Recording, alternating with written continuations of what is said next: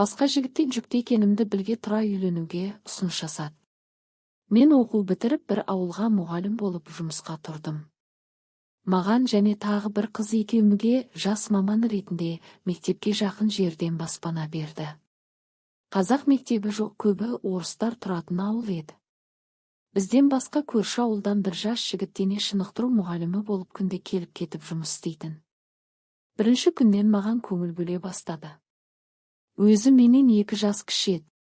Сөйтіп екеуміз кездесе бастадық. Екеуміз Шахзода мен Шахрух сияқтымыз, баламыз мінезі саған, келбеті маған ұқсағанын қалаймын деген сияқты жүрекке жылы тиетін әсерлі де үміттендіретін сөздер көп айтатын. Сөйтіп жүріп арамызда жақындық болды. Мен ол екеуміздің болашағымызға сенімді едім. Сөйтсем қатты қателесіппін. Бір күні жүкті екенімді білдім. Ол мен әлі жаспын, үйлене алмаймын деп шықты. Ол кезде ол 19-да, мен 21-де едім. Мен сені күштеп үйлендірмеймін. Бірақ баламды туып өзім өсіремін. Бірақ бас тарттың ба, демек ешқашан менің балам деп көз қырыңмен де қараушы болма дедім. Сөйтіп отпускқа өз үйімде болып 1,5 айдан кейін келіп жұмысымды жалғастырдым. Сол кездегі менің ішкі жан дүниемде болып жатқан күйзелістен тек менімен бірге тұратын жан құрбым айналған қыз ғана хабардар еді. Сөйтіп жүргенде сол жерде тұратын, үнемі бізге жеңгетай болып жүретін бір мұғалім бізді үйіне қонаққа шақырып, өз туысқан інісімен таныстырды. Содан кейін ол үнемі сол ауылға келіп тұратын болды. Бізбен жақсы араласып кетті. Өзімнің оған ұнайтынымды сезетін едім.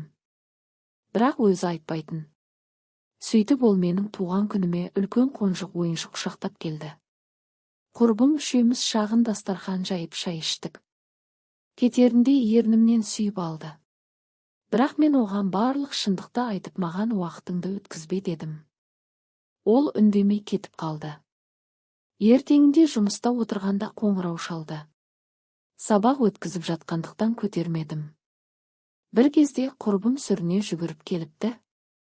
Ол келіп тұр, маған тұрмысқа шығама деп сұрады. Қазір асығып барамын, қалаға қайтуым керек, кешке келем жауабын айтсын деді деп мәз болып тұр. Мен осылай тұрмысқа шыққым келмейтінін айттым. Құрбым оның мені шын сүйетінін айтып мені көндіріп әлек. Кешке келді.